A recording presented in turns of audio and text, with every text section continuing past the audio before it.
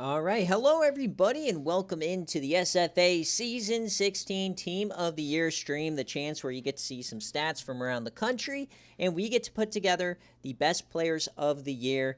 And the cool thing about the new game being out is that we're going to try and transfer these players into the new game. So remember, guys, if you want to follow along, the SFA Team of the Year can only be SFA players. So no Jamal Bullock, obviously. He's not an SFA guy. We'll go through. We'll pick 2 quarterbacks. We'll pick 2 running backs. We'll pick 4 wide receivers, 2 tight ends, a full offensive line, full defensive line, and 3 linebackers, 3 corners, 2 safeties, and a kicker and a punter. So it's always great fun to go through. You guys can help me decide some iffy situations. So let's see what happens. I'm just going to put the Broncos game on in the background for me. The first chance my team can clinch a playoff spot since 2015. So, it's already 7-7. So, cool. I haven't had the game on at all. So let's get on into it. I think first and foremost, remember, when we're doing this, you got to put the whole season into perspective. Because you look here and you could just be like, okay, Bob Rubshaw, he led the country in yardage, 4,700 yards, 37 pass touchdowns, 17 picks. You could be like, oh, yeah, and he played in the Natty. He should be on this list. But I don't think it's that simple because remember, Rubshaw played 17 games. Gates, he played 13, 14. And he won the Heisman and everything, 4,500 yards, 48 touchdowns. Look at this. He led out. What? Bullock played like 17 games and he barely hit 40. You got to give Gates probably the number 1 spot here. I don't think there's any way about it. Let me know if you have serious gripes with that, but from what we're looking at, remember, it can only be SFA players. So Bob Rubshaw's an SFA player, Gates is, Bullock is not, Kenneth Smith is not, Chris Neal is not. He's an in-game player. The next highest is Rayshon Gloop and Chadley Brown. You got Jamie Breckenridge, and Benedict Hasselbrook. So we'll go through those guys second, but the first guy is going to be Stequavius Gates. I think that's kind of how it should go. Well, so Bullock is not a SFA player, Jay Jettas. Yeah, SFA only. So I think this comes down to, do you go with Chadley Brown, Rayshon Gloop? Remember, Gloop lost his bowl game, Brown won it. Or do you go Jamie Breckenridge? They made the playoff. You've got all very close in the yardage. A lot less attempts here for Brown. Way less picks. More touchdowns. Higher percentage. He won the SFA Player of the Year for a reason. I think we got to give it to Brown. Now, there is a part of this that is running because it's quarterbacks. So, Rayshon Gloop, what did he do in the running game? He had 500 yards and 9 touchdowns. Okay, what did Brown do? He had more yardage, 1 less touchdown. So those two are very close on that front. Jamie Breckenridge, did he run it all? 400 yards, 6 touchdowns. So I think Breckenridge is out. And Benedict Hasselbrook definitely didn't. So you also have Keely Radix, 200 less yards, but more touchdowns than everybody. 6 interceptions. Did he go crazy in the run game? More yardage, but 1 less touchdown. I think Keely Radix could be up for discussion. Joshua Dobbs went 34-5. Running the ball, not very much running, so I don't think he could be in there. Cookie Fetts, 39-8. Did he go crazy running? No. He had a lot of touchdowns, though. Herky Streets, no. And Lavello, 32-14. Let's try going by yards here, just see if there's anybody else close on the yardage. Well, Trey Waynes, 29-4. He's a guy that normally has a ton of yards. No, I think it has to be Chadley Brown. No, I don't think Chadley is one. I think you have to honor 12 more touchdowns. So I think Chadley Brown will be 2. The good thing about this is if I import him, you can choose whichever quarterback you rather play with, right? So Chadley Brown is 2. Stequavius Gates is 1. If you want to go through QBR, I don't know how it's calculated in this game, but the highest is Chadley Brown, 184, and Gates, and then Clayton Tune right behind him. Tune went 22-3, way less yardage. Does he have a lot of running? Not really. Keely Radix right behind him. Tamir Lovelace. Shout out to Lovelace. Definitely he's not going to be on there. Now, Wykel Summers. Let's see what he did because 24 touchdowns, 4 INTs. He was a great player for them. 1,000 yards and 16 touchdowns. Okay, so now we got to kind of look at this.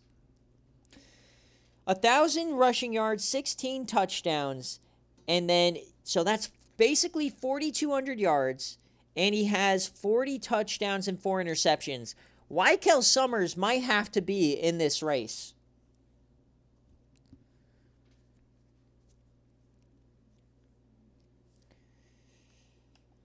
Wykel Summers, hold the phone. 40 total touchdowns to Chadley Brown's. He has 8, so 44-40.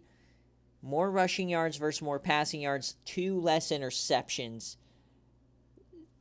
Pizza, please stop spamming Garrett Gamara. He's not even anywhere on this list. Boss Hennessy's up here. Boss Hennessy is 35-4, just a lot less yardage. Does he have a lot of running? 608. Just a lot less yardage. I think you got to go Chadley Brown. Wykel Summers, great story. I mean, but he did have the better year.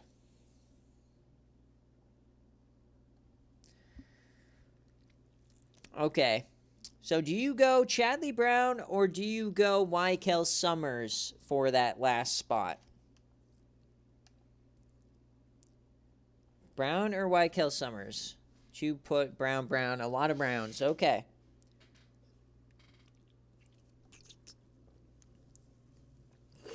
Sorry, just got to get a sip of my drink. All right, everybody's screaming Brown. Okay. So now let's go to rushing. So our quarterbacks are Stequavius Gates and Chadley Brown. All right. So now we look at the leading yardage guys before we start. Our only 2K rusher is Travis Burner, the SFA player. Dennis Martell, who won the Walker. Not eligible. You have Gus McFeeters. DeMarcus McKenzie, not eligible. And Omari Dunn is an SFA player. So Marty Fellows is in here. Okay, so we start looking. And, okay, so like a ton more carries. He obviously played a lot more games. Only less than 200 more yards, a less average, 4 less touchdowns. Like, I would have Dennis Martell over Travis Burner. Unless the passing is just, and he's less fumbles. Unless the receptions are just egregious. So, let's see. 375 yards, 1 touchdown. 381 yards, 1 touchdown. So more yardage through the air as well. I think Dennis Martell has to be 1. Yards per game. Yeah, let's see what the average yards per game is. It's Mackey from USF. And then Burner has 134. 130 for Dennis Martell. Peter Richards. But he has more touchdowns as well. The 4 tutties is pretty big. You can give him whatever honorary thing you want. He's 25 touchdowns. Calvin Warren's non-SFA. Gus McFeeters. PJ Hoop is an SFA player. Now, what did Gus McFeeters do? Because I think it might be a 2-man race here. Remember, we'll only do 2 running backs. Is Gus McFeeters so good at, like, look at his career, dude. Every single year he gets to 1,000 yards. This is his best year running the ball, weirdly enough. He had 19 touchdowns. He had 697 yards and 7 touchdowns. Okay. So this should matter for McFeeters. He has, if we look at Martell and we look at, let's go back to total yardage for a second. If we look at Burner and we look at Martell, they both have like 1,800. McFeeters is about 100 behind, maybe a little bit less. But he has 7 more touchdowns. So he has 26 touchdowns. He has 18. He has 22. He has 26. And he has way more, double the yardage. So he has more yardage. Gus McFeeters is probably need to be number 1. He has more yardage total in terms of receiving, plus there's no way for me to, in terms of overall, no, it doesn't matter. So Gus McFeeters, 19 touchdowns, 1,700. And then I think I think there's a snub here for Travion Burner. But I think you got to give it to McFeeters and Martell.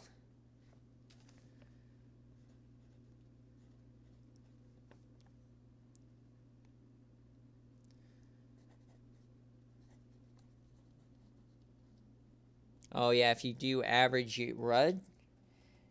Oh, my God, that guy averages 8.5. Yeah, from guys who actually run the ball a lot. Like, look at this. Gus and then these guys, right? So, Gus McFeeters. And then I think you go Tennessee, Dennis. Now, remember, the games played does factor, but he has so many more touchdowns.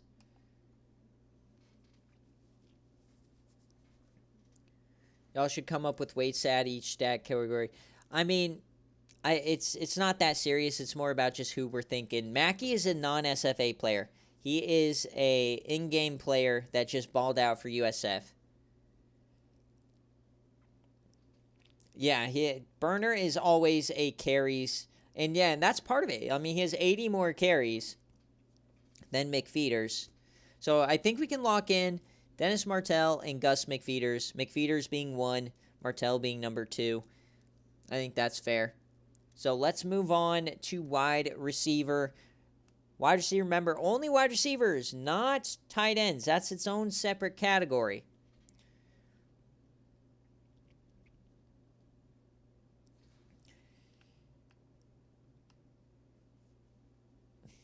No, it's all good. Yeah, I mean, everybody has a different kind of thought process on who they think is the best, right? For us, and when coming down to Team of the Year, it's stats, but then you got to put the stats in context. How many games did they play? How impactful they were? How the team played? Like, if McFeeters was on a 6-6 shitter, he's not even going to be in consideration, right? So let's take a look. Arnold's non-SFA. This is receptions only, so this is only one part of it. Jacrise Bass, the SFA player. Fred Hart is not an SFA player. He's an in-game recruit. Jaron Mullins, non-SFA player. DJ Weber, very good, but non-SFA. Kind of a down year here for SFA wide receivers in terms of receptions. Todd Honey up here. Jameson LaCasa's a tight end. James Norton, no. Nick Mixon's a Yams legend, but not an SFA player. All right, so in terms of catches, there's no monsters. Let's look at yardage now. Alex Foster, 1 year Balentikoff, non-SFA guy. Okay, so Todd Honey, 85 catches, 1,400 yards, and 14 touchdowns. That's pretty impressive. Let's keep on moving. Jacrise Bass, he had 1,300 more touchdowns, more receptions. Does 2 touchdowns outweigh 98 more yardage and a lot more, like less yardage per play? Did either of these guys, I mean, Oklahoma's obviously on a better team. Less drops from Jacrise Bass. Did he have any rushing? He had a rushing touchdown. Honey, did he do any rushing this year? He had 17 carries for 80 yards, but no touchdowns. And remember, we are in the year 2022, so he actually didn't get a carry this year. So I think if teams were more equal, you would put Jacrise Bass above Honey, but because SMU didn't even win a bowl game, or didn't even go to a bowl game, I think we need to do Todd Honey and then Jacrise Bass. What do you guys think? And then let's start looking for our next candidates. This might be a weak year at receiver. You think it's inverse. Does team performance push you off a little bit? So when we start looking at SFA players, we got to go down. Keontae Duckett's up next. He also had quarterback injuries all year, so he did that with a backup as well for SMU. Does that impact your decisions? Willie Anderson, there's no way Willie gets a Team of the Year, right? There's no way we get a Willie Anderson Team of the Year. All right, so we lock it in. Jacrise Bass from SMU, number 1.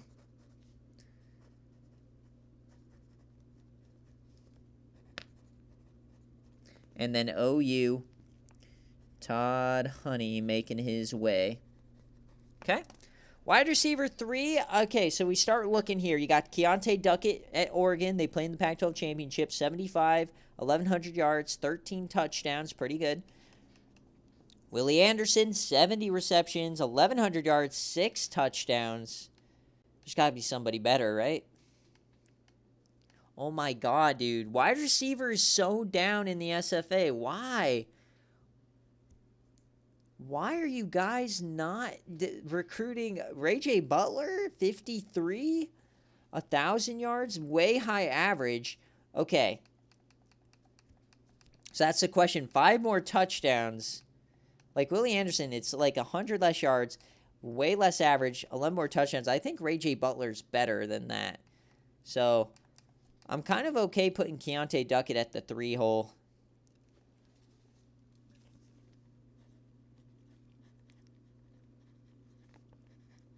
Keontae Duckett. All right.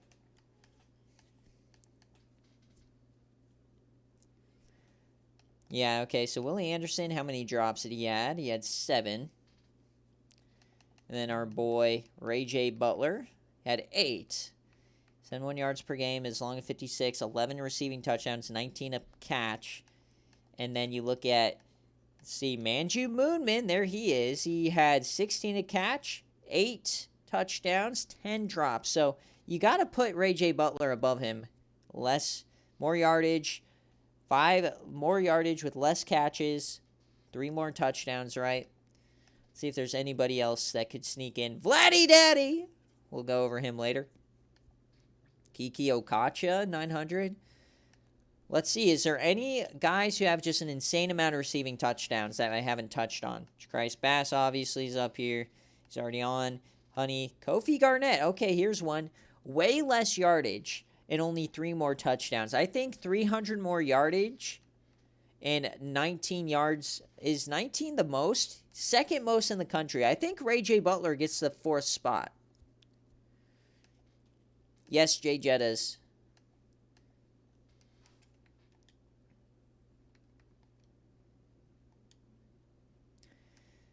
Yeah, I think Ray J. Butler, the in-game recruit, making his presence known here. He had 11. ISU was a playoff team, so Ray J. Butler. And that's and if I'm gonna put these guys on the yams, I mean a freshman, 89 overall. Hello, he's your guy for the next 4 years, right? Okay, so now the fun part, trying to find capable tight ends. Remember, we're going for SFA players only. We normally go by yardage, and then we kind of compare by touchdowns. So we just got to go. Fred Hart is not. He is not an SFA player. Only SFA players. So we just scroll until we find another tight end. I have a feeling I know who the 2 are going to be. Travis Campbell is not an SFA player. Vlad Sexton is the SFA player. Vladdy Daddy, 61 catches, 927, 7 touchdowns. He will be in the transfer portal. Before we lock him in, let's see if there's anybody else up around here. Jamison LaCasa, SFA player. He had 19 more receptions, less yardage, and less touchdowns. So Vladdy Daddy's still above him. Let's see if anybody else makes a play for it.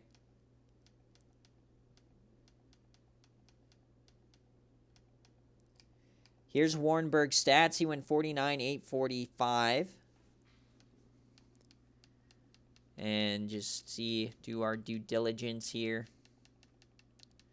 I think we found our two guys. Josh Hines, non-SFA player. Derek McNeil is not an SFA guy either. And then just before I lock him in, let me just see if there's any tight ends with an insane amount of touchdowns. Not named Todd Honey, or not named Fred Hart. He's the Yams legend, but he didn't do shit for the Yams.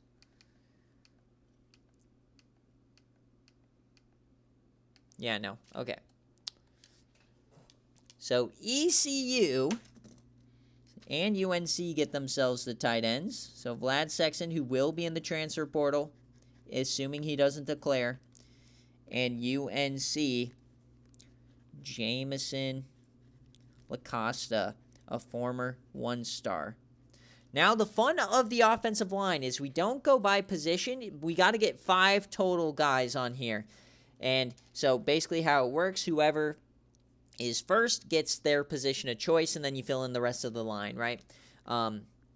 So let's see. Lamont Butler, we go by pancakes. Lamont Butler dominated, my God, but he is not an SFA player. Craig Scotland, yet again, is this enough to get him up there? 77 pancakes, 3 sacks. Pat Malaholo, 71 and 4. Todd Honey, not eligible. Not eligible. Remember, wide receivers are not eligible for this. Vladdy Daddy, another Vladdy Daddy. He's 69 and 3. I think 71 and 4 better than 69 and 3. Let me know.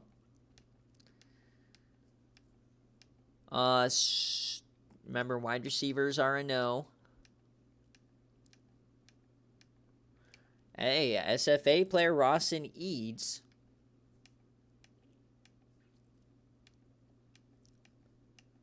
Horace Veal, 53 and 3. Eustace Kaloran, 5 sacks. Don't know why he got himself a award. 52 and 7. Marlon Hoover, 52 and 4. I think we have more than enough to make our rule here. How does a wide receiver get so many pancakes? Because they have good run blocking and they just run over bad corners.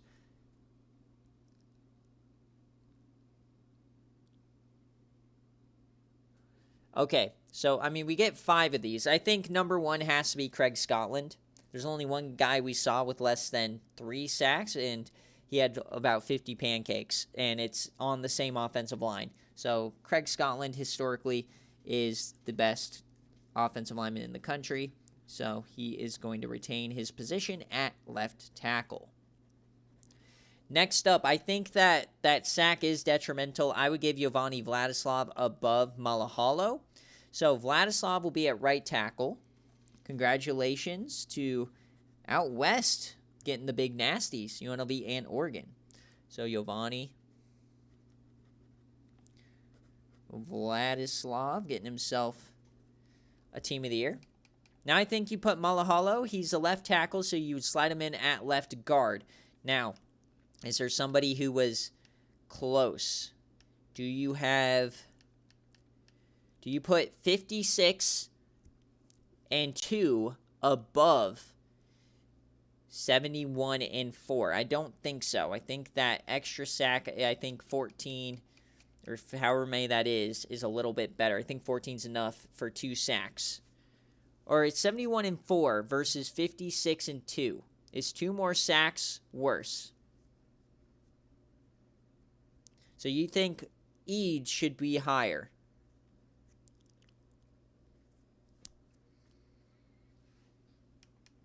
Not giving up sacks is nice, yeah.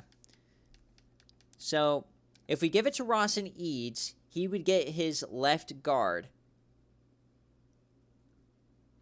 You think the pancakes is enough? I mean, it just depends. Do you give Eads left guard and Malaholo right guard? Or do you give Malaholo left guard and Eads right guard?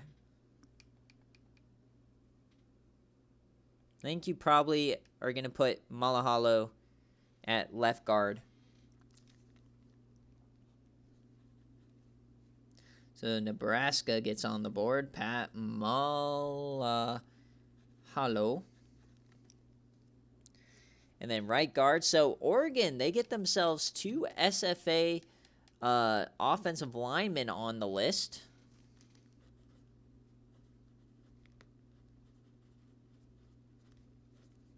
Ross and Eads.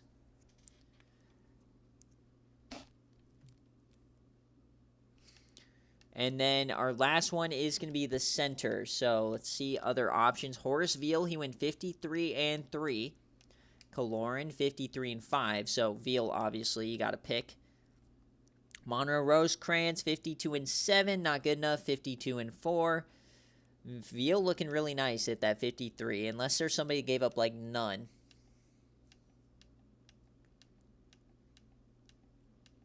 R.C. Apodaca, 49-2. Schlupp, okay. So here we go, a big decision. Do you go 53-3 or do you go 48-1? Curtis Schlupp.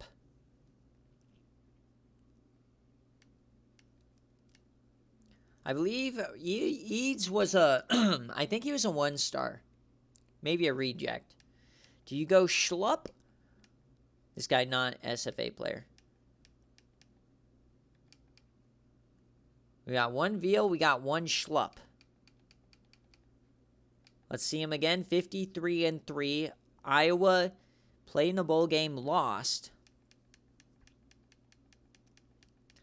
Or do you go Schlupp, who played in the playoff and lost? Iowa or Iowa State?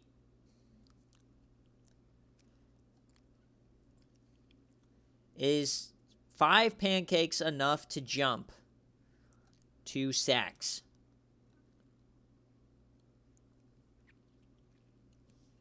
True. All right, we'll give it to Schlupp.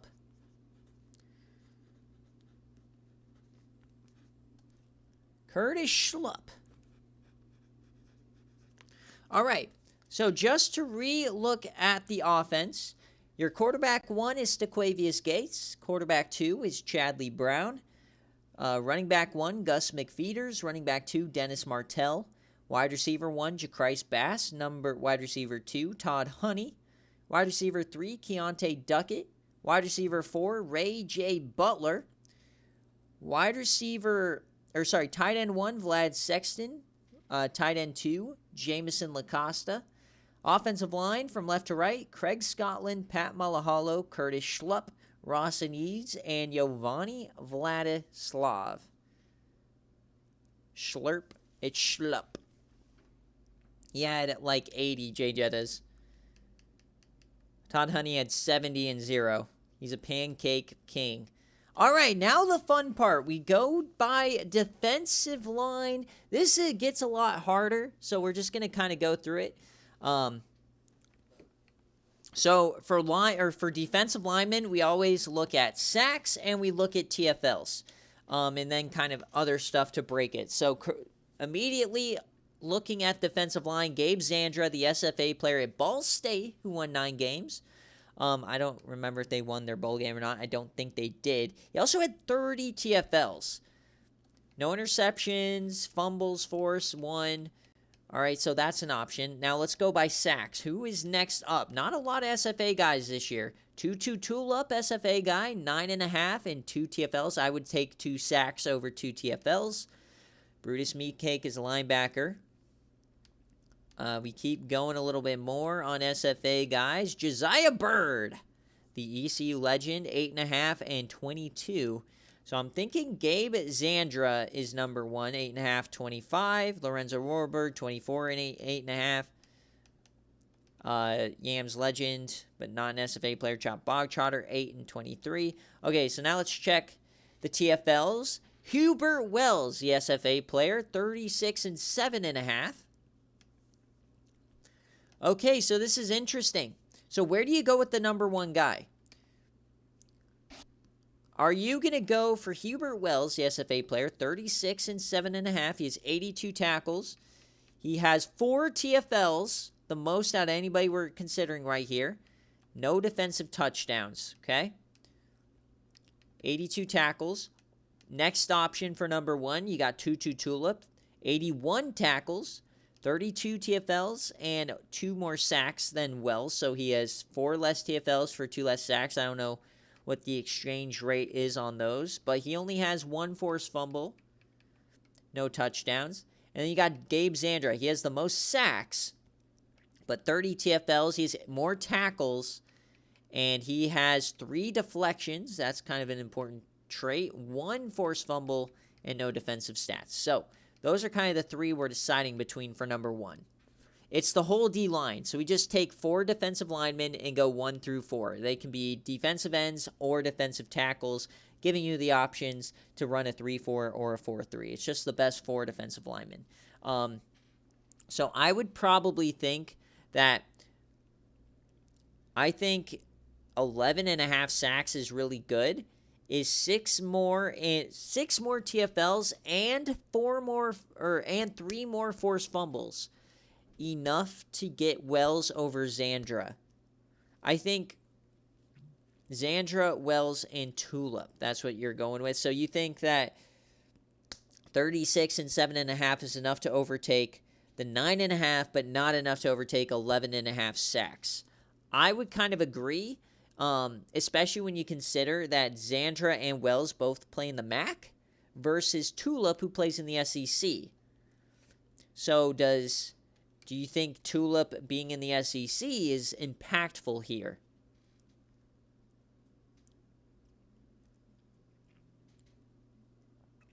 Now, obviously, when you're talking about your defensive line, you'd have one on end, Wells on one end, Xander on the other, and Tulip probably in the middle.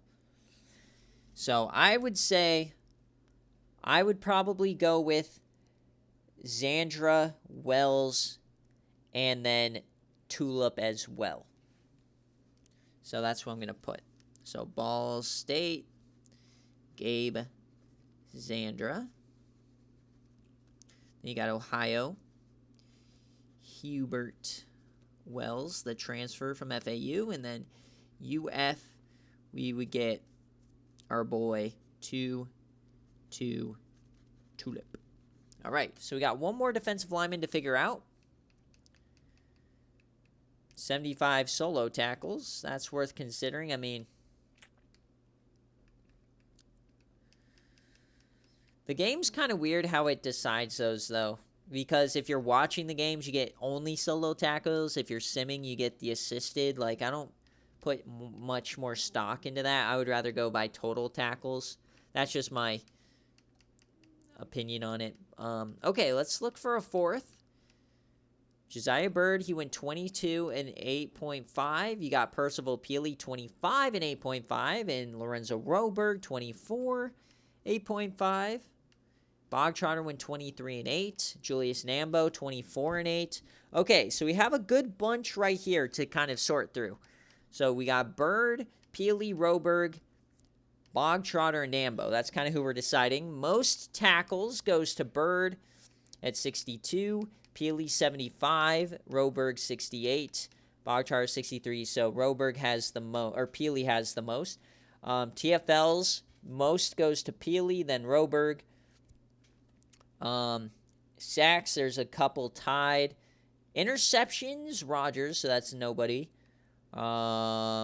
Deflections, 4 for Roberg, 5 for Bogtrotter, 1 for Bird. Forced fumbles, you got only 1 for Roberg. So Roberg keeps on coming up here. Forced fumbles, I don't see anything. And defensive touchdowns, none. Nambo, I mean, Roberg, 24, 8.5. And he has deflections. And he has the only forced fumble out of anybody we're considering. And if we look at Nambo compared, he has the 1 forced fumble, 2 less deflections, half a sack less, the same TFLs, and they're tied. So literally it's so close. But I think you got to go Roberg because Hawaii and Eastern Michigan kind of played the same season. I think you got to go Lorenzo Roberg.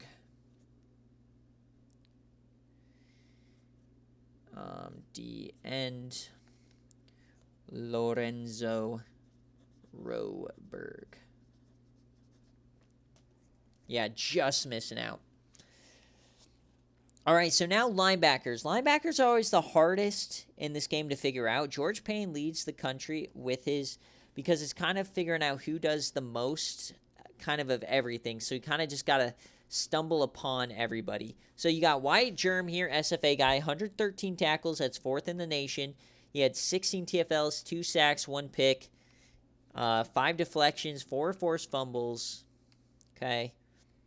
Next, you have Sparkman, who had 4 less tackles, 1 more TFL, same sacks, no interceptions, but he obviously had a better season, 7 deflections compared to Germ's 5, 2 forced fumbles, 1 recovery. Brutus Meatcake, he's an SFA player. He has 108. He had 32 TFLs. This is where we're starting to get a little spicy. That is way more. Almost double what these guys did. Brutus Meatcake, 9 sacks as well, 7 more. He had an interception as well. And he had 5 deflections, same kind of 1 forced fumble. Did he get in the end zone? Yes, he did. So I think Brutus Meatcake is probably one. He's a middle linebacker. Billy Gilmore's an SFA player. He had 23 TFLs, 5.5 sacks. That's more. He had 2 interceptions, more than both Sparkman and Germ. He had 10 deflections, absolutely dominating the deflections. No forced fumbles. He did not get into the end zone.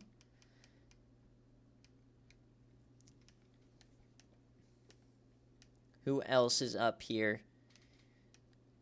Wendell Vanderbrake could be an option. He had 102, 11 TFLs, 2 sacks. Got to get the extracurriculars. Only 2 deflections, 2 TFLs. This may not be a option. Clooney Bolton, we just saw him. He had 2 forced fumbles, 2 recoveries, 6 deflections. Did he have a ton of interceptions? No. 2 sacks. Okay. So once we get under 100 tackles, Roddy Domino is an option. 97, 11, 1.5, 2 interceptions. Deflections, not seeing anything crazy. Okay. Okay, so now let's look at if anybody pops out for TFLs here. Meatcake obviously up there in terms of SFA players at linebacker. Remember, linebacker.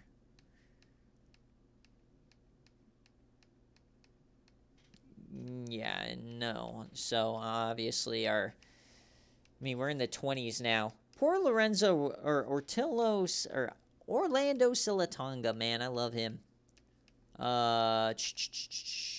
Billy Gilmore then is next. So literally Billy Gilmore is next on the list.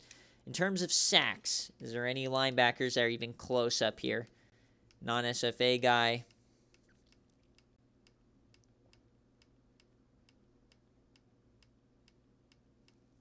Remember, we need 3 linebackers. Okay, I don't see anybody. Meatball, baby. Shout out to the meat.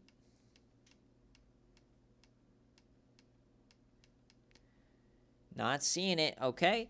Anybody with a massive interception count for linebackers? We'll come back here for the safeties and stuff, but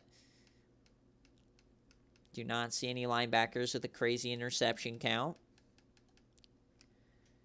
Okay. Anybody with a crazy deflection count for the linebackers? Just trying to get a catch-all on the linebackers. We'll go back through this. Not SFA. Okay. Forced fumbles. 7 for Lawrence Dean and not an SFA player. Raven Roebuck. All right, here's an option for somebody we probably need to consider. Great year for them. 89 tackles, 10 TFLs, 1 sack. Just don't think that's on par with what we're looking for unless he got in the end zone a couple of times. He did have a block, but don't think that's... If you look at Germ, 5 deflections. Yeah, okay, I think I kind of know who we're looking at here. So I think Brutus Meatcake is pretty obvious number 1. Just a dominant run defender. Brutus Meatcake, just dominant in the run defense.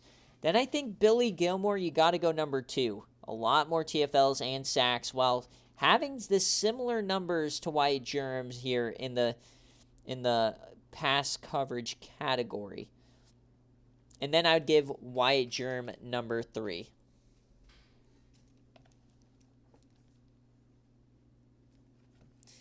That's who I think. So I think Billy Gilmore, the SDSU player, gets I think this is another Team of the Year for him.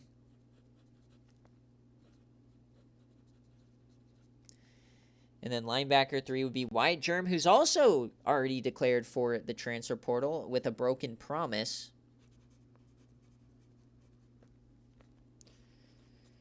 All right, now everybody's favorite, the cornerbacks.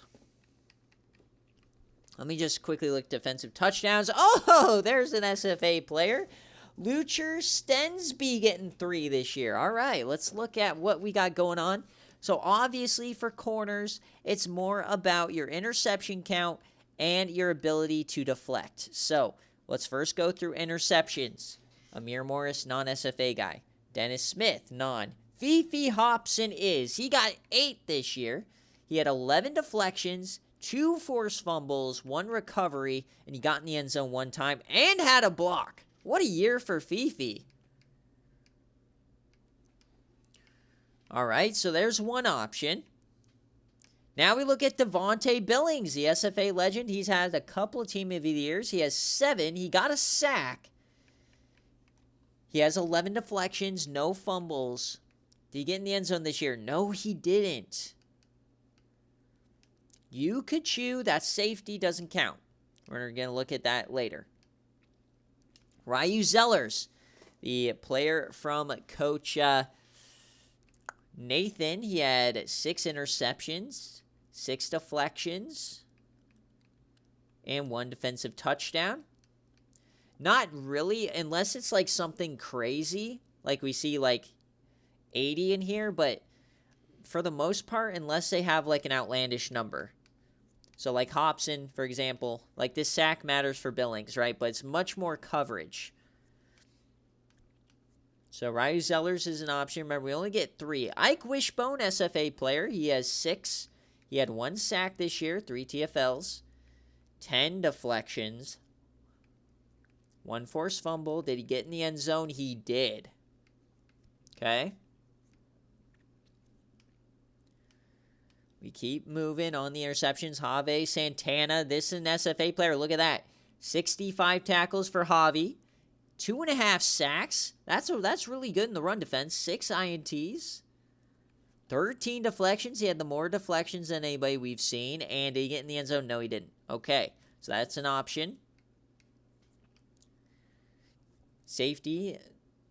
He's an SFA player, but he's a safety. Mikhail Copeland. No TFLs, no sacks, 6 INTs. He had only 5 deflections. Did he get in the end zone? No. All right, Mikhail probably not this year.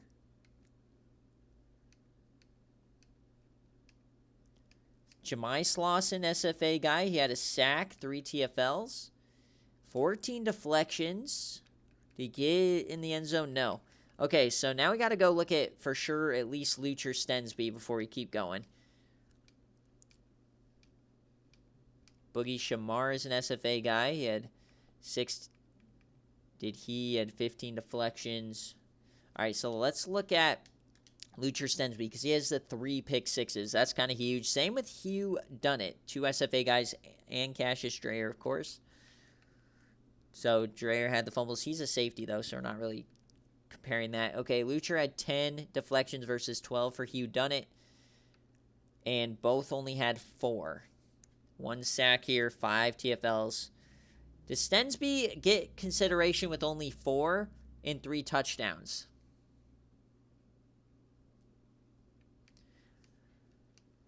So let's go back to the top. Just kind of recenter. I think Fifi Hobson needs great consideration here because he does it all.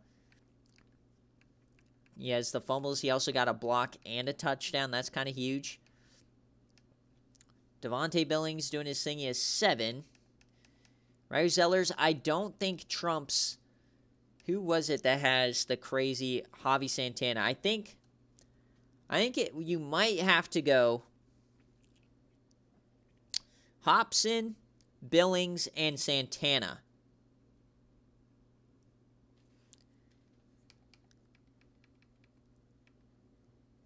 And then let me just see, is there anybody crazy mad deflections? Boogie Shamar is 15. Jemai Slauson, they have only 5. But it's not like much more. Still got double digits. Richie Boots only has 1 interception. What are you doing, buddy? So the extracurriculars, you would have... You'd have Javi over Billings.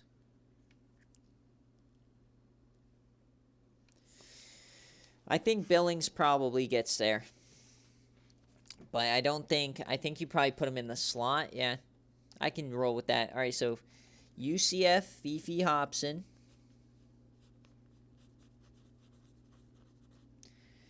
And then you got Utah. Well, okay. Utah had a bad year, though. They were a bad team. I'm going to let Charlotte trump them because Charlotte had a big-time year. We'll put Devontae at 2. Team success is important. Give Devontae number 2. And besides, the run defense guy in the slot probably is better.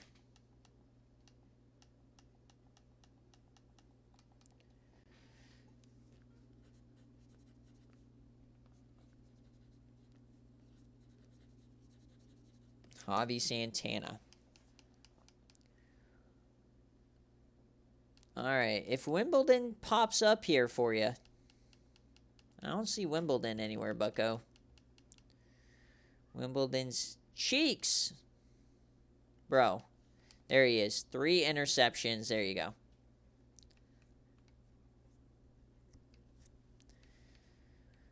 Okay, safety time now. So let's go back because there's an interesting guy playing the Natty. Yukachu, 55 tackles, 5 TFLs, 1 sack, 7 interceptions, 5 deflections, 1 forced fumble, and had a touchdown.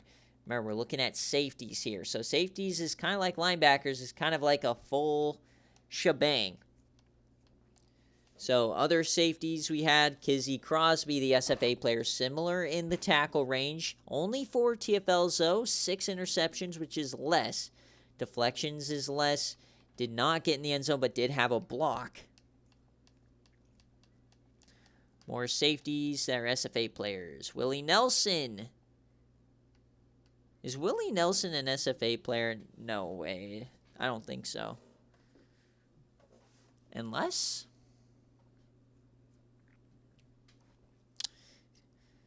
My SFA player alarm's going off for Willie Nelson. I feel like he might be. Let me check my database. Yeah, tackles do matter in the case for safeties. A redshirt junior, so let me check. That is probably a season 12 guy, right? 1, 2, 3, 4. Willie Nelson. Do we have a Willie Nelson?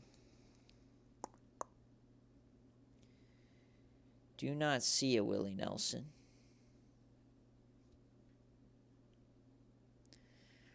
It might have just been a... Yeah, no Willie Nelson here. Ooh, Broncos got an interception. Let's go.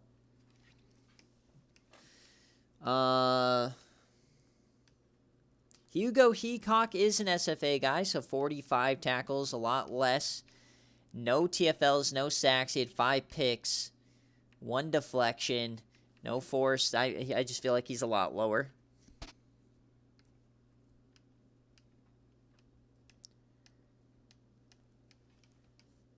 Antoine Fenton, SFA guy. He is 5 TFLs, 57 tackles, 4 interceptions. Deflections got 7, only 1 recovery, no touchdown. Dexter Johnson is an SFA guy. He had 35. Nothing standing out here.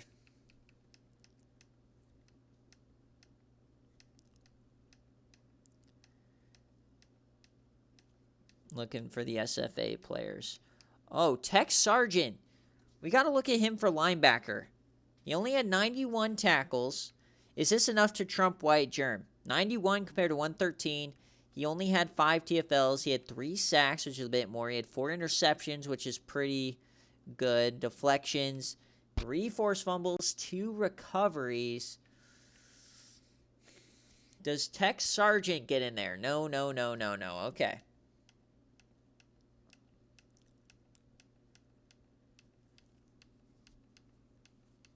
I think it's pretty simple here for the safeties. Go-Go Lings is an SFA player. Nothing crazy here.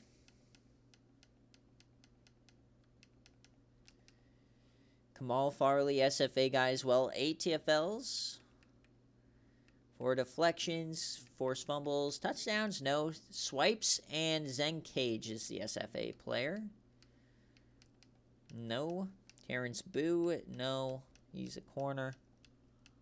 Alright, so I think it's pretty simple here. I think you go Yukachu 1. Pretty easy. The only other guy I'd want to check is Cassius Dreyer. So let's just go through tackles just to see if there's a big-time safety we're missing.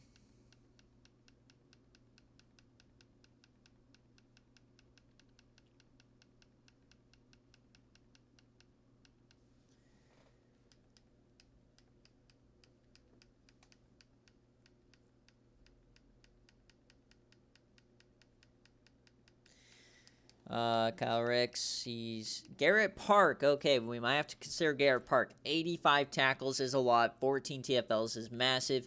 He only had 1 pick, though. So deflections, he had 6, and defensive touchdowns. So I would probably put Yukachu at free safety, and then Garrett Park at the other one, unless Fenster had a lot more interceptions. No, he only had 1, so I'd still do Garrett Park over him.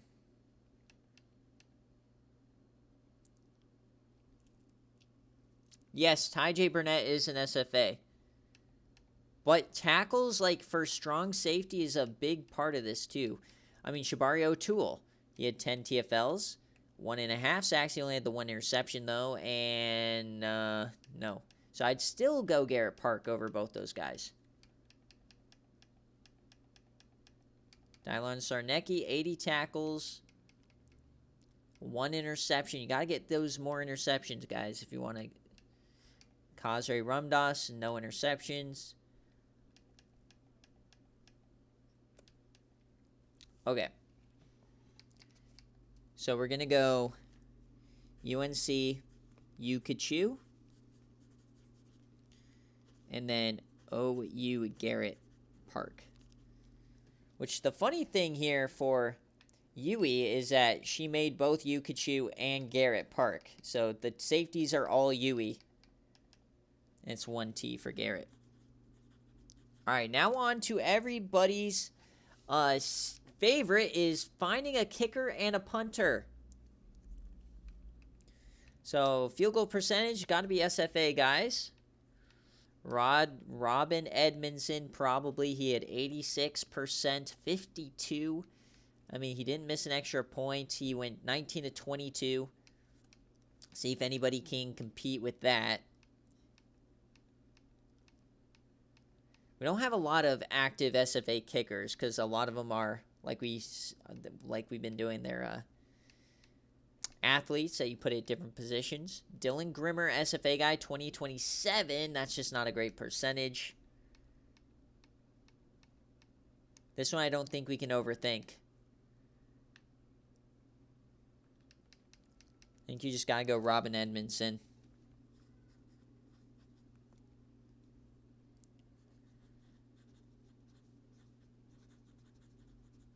Currently, Jay Jettas, if you're looking at Oklahoma players, 1 on defense and 2 on offense, so you're at 3. Yeah, no, I mean, there's a couple kickers out there, but they're more freshmen. So now punting, SFA punters. Do we care more about total yardage or probably average, right? And then your average mixed with your inside the 20s. So let's see. who we can find. Thumper Jones, SFA, kicker, second highest average in the country. 9 inside the 20, 10 touchbacks. He had 53 punts. See if anybody can compete with old Thumper.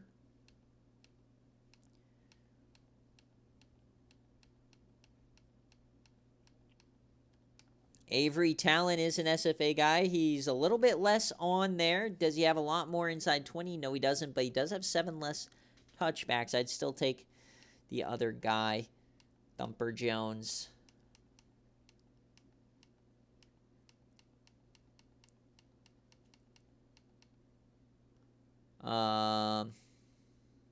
Gage Blass. J. Jettas. Gage Blass. Reese Irwin, the SFA player. He went 18 inside the 20, but the average 42. So is 18 a lot more than Thumper Jones? So 3 more average, but he had way less number of attempts here for Reese Irwin. Hold on. Reese Irwin might be a wagon here. He had 18. In terms of inside the 20, Reese Irwin is the top SFA player, and he had way more punts. I think Reese Irwin gets the nod.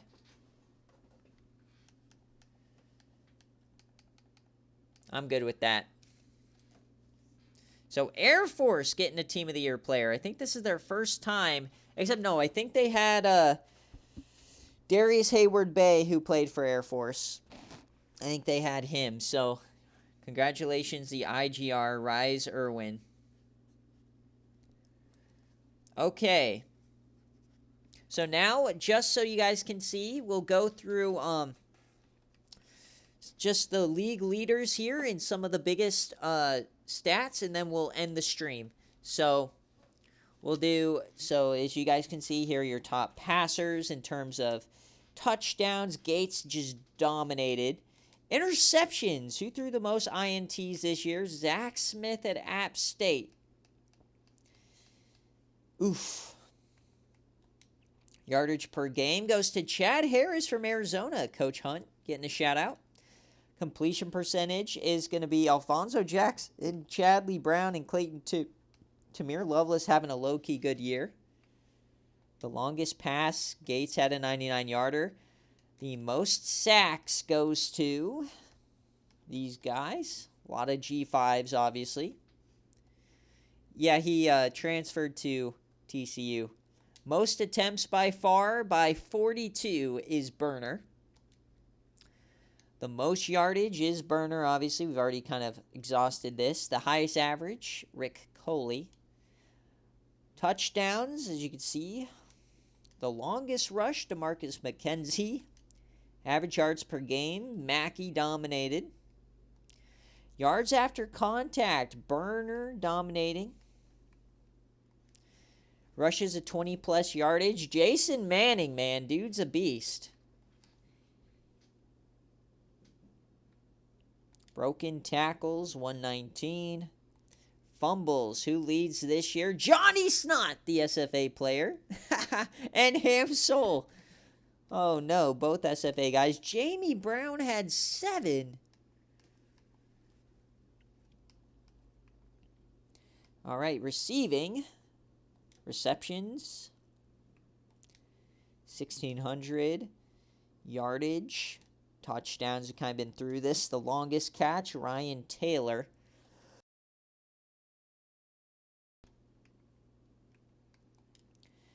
Yards per game. Yards after catch, Foster.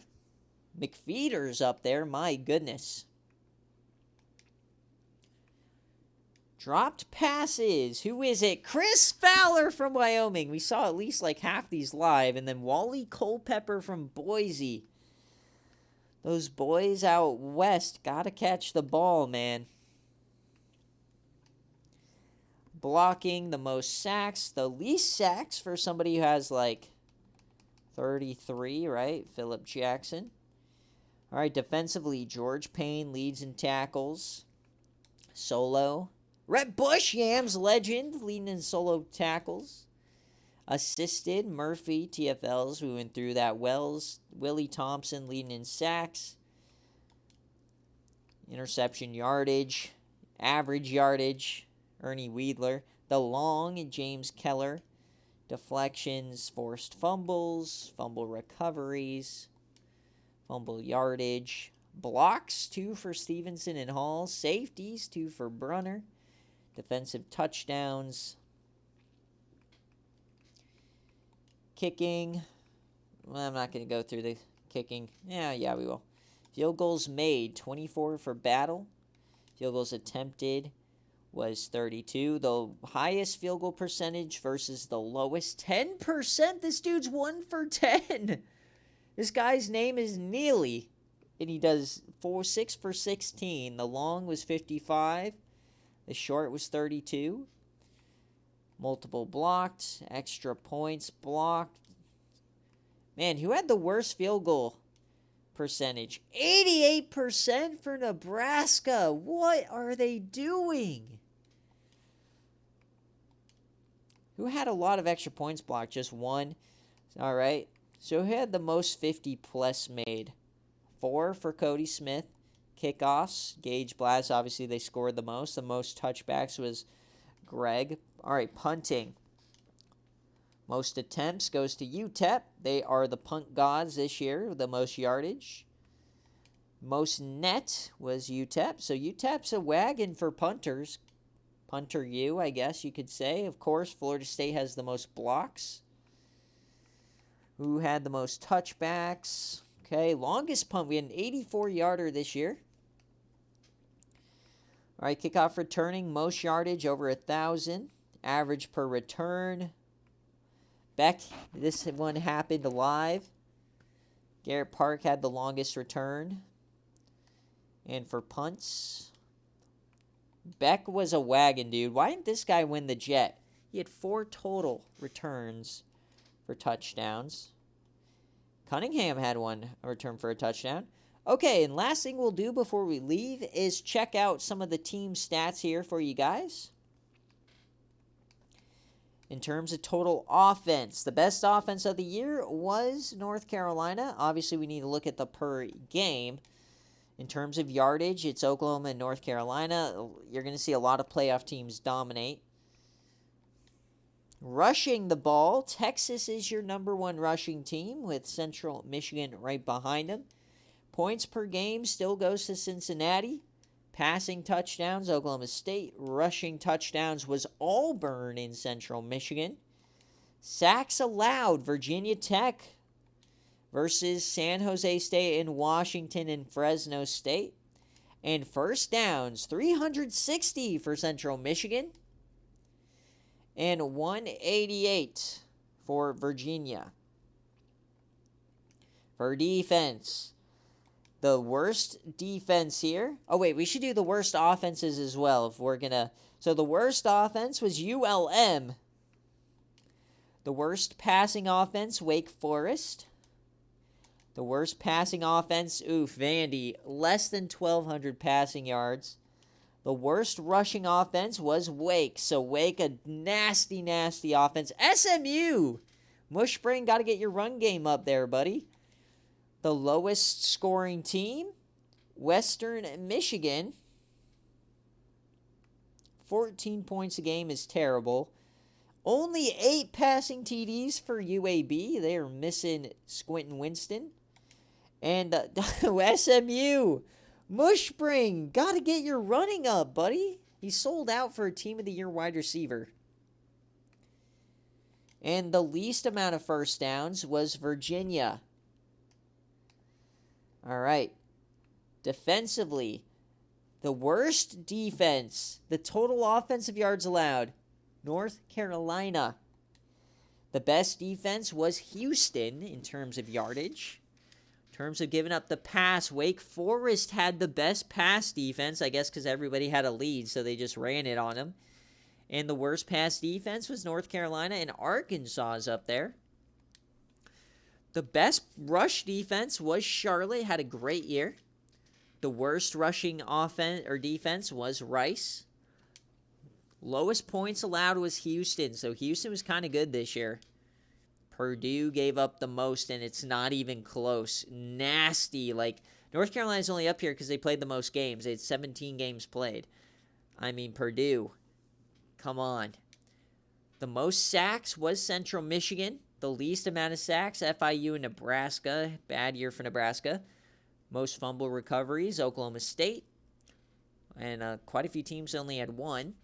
21 interceptions for 3 programs and only 4 for Florida. So if they could have gotten those numbers up, they probably could have done a number there. Yeah, TP will be after I get back. I don't have time to get it done because it's like 6 hours, and I have to work tomorrow, and my flight's tomorrow. So conversion-wise, the most third down conversions, least for San Jose State, most for Central Michigan. UNC attempting the most third downs, and Syracuse had the least.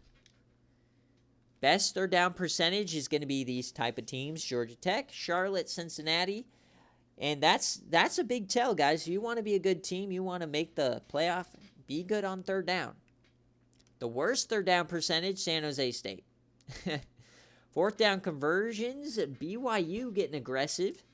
Florida and UTSA up there.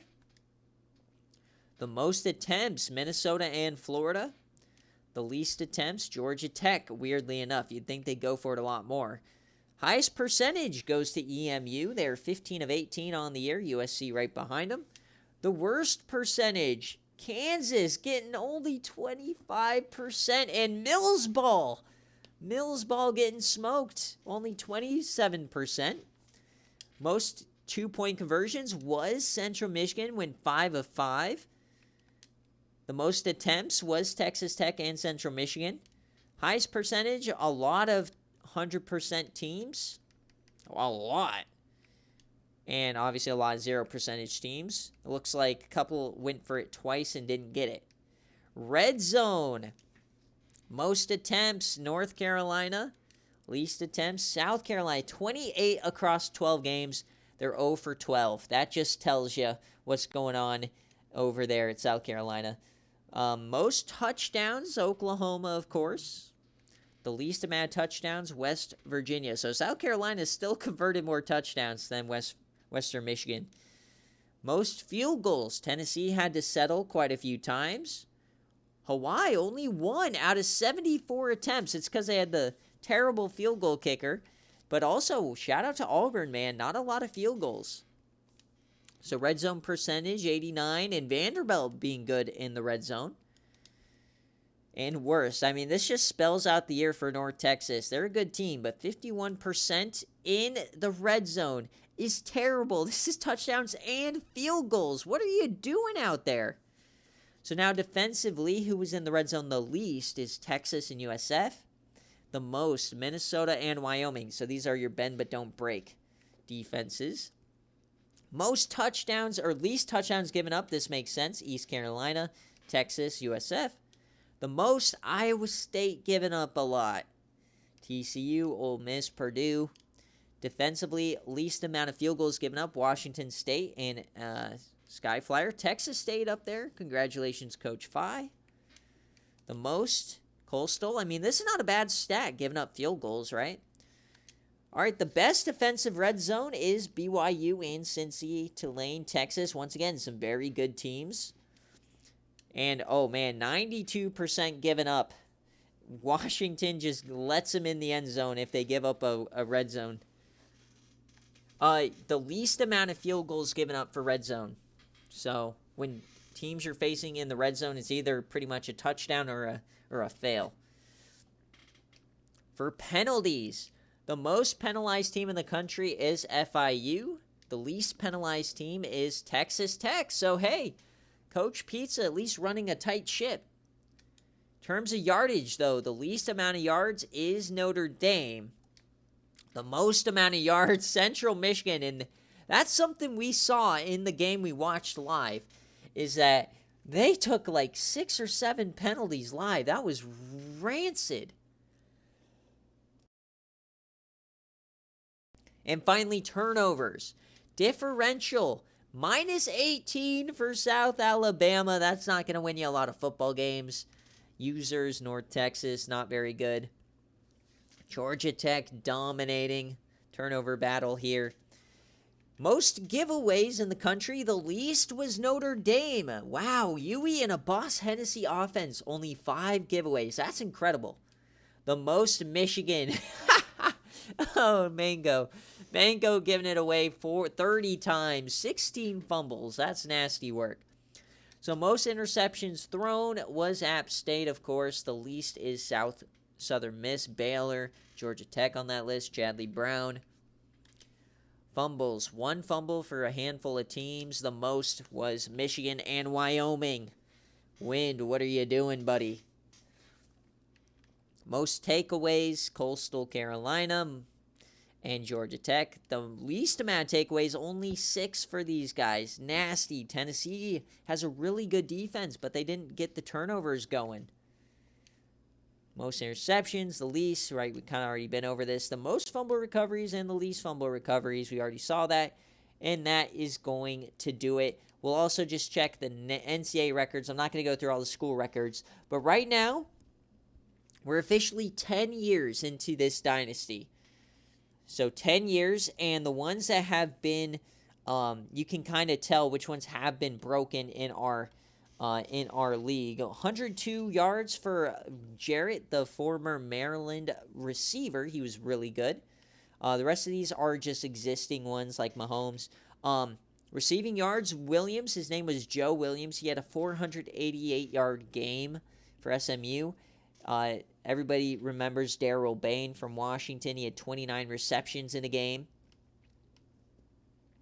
Brian Bresee, that's a Season 7 record. The SFA player for Clemson, he had a 7-sack game on game day. Team games, we haven't had any of these happen in one game. Individual season, we've had a couple broken.